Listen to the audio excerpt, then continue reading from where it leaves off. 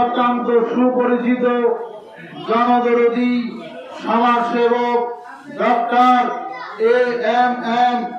আনিসুল আউয়াল পিএইচডি। আমরা সকলে বলি মারহাবা। আরো যারা আওয়াজ দিয়ে বলি মারহাবা।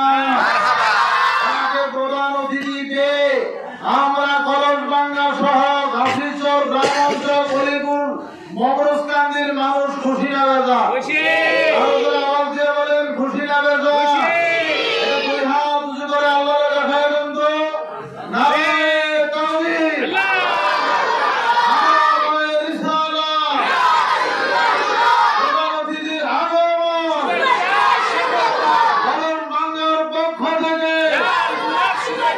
আসহাবে সুফা ক্যাডেট মাদ্রাসার পক্ষ থেকে সভাপতি সাহেবের আগমন, আসহাবে সুফা ক্যাডেট মাদ্রাসার পক্ষ থেকে ওলামায়ে কেরামের আগমন, আসহাবে সুফা ক্যাডেট মাদ্রাসার পক্ষ থেকে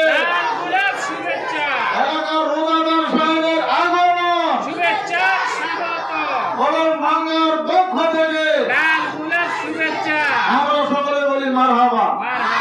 আরো যারা আওয়াজ দিয়ে বলি মারহাবা। আমাদের আজকের মাহফিলের পরিচালক সাহেবের আগমন, আমরা সকলে বলি মারহাবা। মাদ্রাসার শুভাকাঙ্ক্ষী, মাদ্রাসার প্রিয় বাদন যারা, ওনাদের আগমন আল্লাহ কবুল করুক, মঞ্জুর করুক, সকলে বলেন আমিন। সাংবাদিক সাহেবের আগমন। আসলে এখানে এত বড় বড় মানুষ এসেছেন, আমাদের এই ছোট্ট জায়গা, আমাদের মতো মানুষকে আমরা জায়গা দেওয়া আমাদের জন্য কষ্ট হয়ে যাচ্ছে।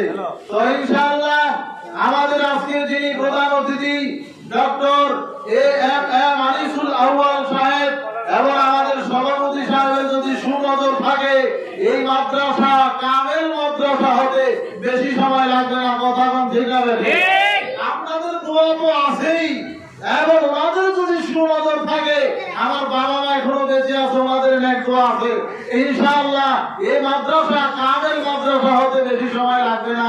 আমরা সকলে বলি আলহামদুলিল্লাহ।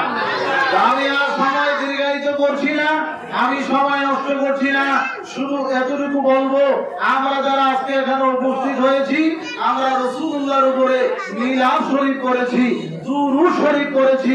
কথা কোন ঠিক না বেঠিক?